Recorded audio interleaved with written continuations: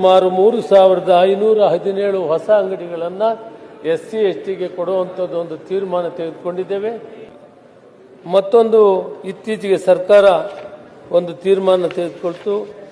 ಬಜೆಟ್ನಲ್ಲಿ ಎಸ್ಸಿ ಎಸ್ಟಿಯವರಿಗೆ ಕಡಿಮೆ ಇದೆ ಕಾರ್ಡುಗಳು 20,000 ಈಗ ಅಲ್ಲಿ 20,460 ಅಂಗಡಿಗಳಿದೆ. ಅದರಲ್ಲಿ ಬಹಳ ಕಡಿಮೆ 1,473 ಅಂಗಡಿ ಮಾತ್ರ ಎಸ್ಸಿ ಎಸ್ಟಿಗಿದೆ.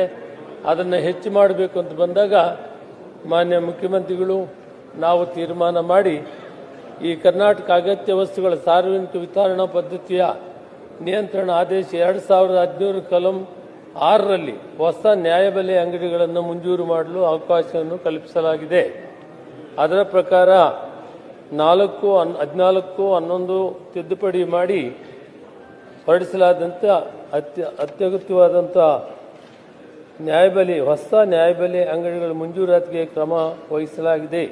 ಪರಿಶಿಷ್ಟ ಜಾತಿ ಮತ್ತು ಪರಿಶಿಷ್ಟ ಪಂಗಡಗಳ ಸಮುದಾಯಗಳ ಜನಸಂಖ್ಯೆಯು ಎಲ್ಲಿ 40%ಗಿಂತ ಹೆಚ್ಚಾಗಿರ್ತದೆ ಆ ಪ್ರದೇಶದಲ್ಲಿ ಎಸ್ಸಿ ಎಸ್ಟಿ ಅಂಗಡಿಗಳನ್ನು ನಾವು ತೆಗೆಯುವಂಥದ್ದಕ್ಕೆ ಕಾನೂನನ್ನು ತಿದ್ದುಪಡಿ ಮಾಡಿದ್ದೀವಿ. ಇದರ ಜವಾಬ್ದಾರಿಯನ್ನು ನಾವು ಜಿಲ್ಲಾಧಿಕಾರಿಗಳಿಗೆ ಕೊಟ್ಟಿದ್ದೇವೆ. ಜಿಲ್ಲಾಧಿಕಾರಿಗಳು ಆ ಭಾಗದ ಆ ಜಿಲ್ಲೆಯ ಜನಸಂಖ್ಯೆಯನ್ನು ಅನುಸರಿಸಿ ಅವರ ಒಂದು ನೇತೃತ್ವದ ಕಮಿಟಿ ಇದೆ.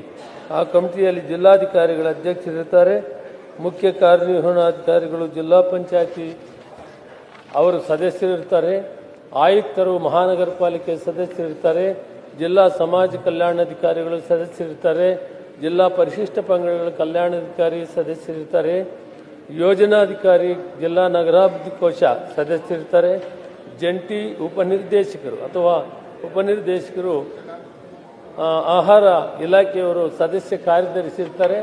ಇದರಲ್ಲಿ ಜಿಲ್ಲಾಧಿಕಾರಿಗೆ ಪೂರ್ತಿ ಜವಾಬ್ದಾರಿಯನ್ನು ಕೊಟ್ಟಿದೆ. ಸುಮಾರು 3517 ಹೊಸ ಅಂಗಡಿಗಳನ್ನು ಎಸ್ಸಿ ಎಸ್ಟಿಗೆ ಕೊಡುವಂಥದ್ದು ಒಂದು ತೀರ್ಮಾನ ತೆಗೆದುಕೊಂಡಿದ್ದೇವೆ.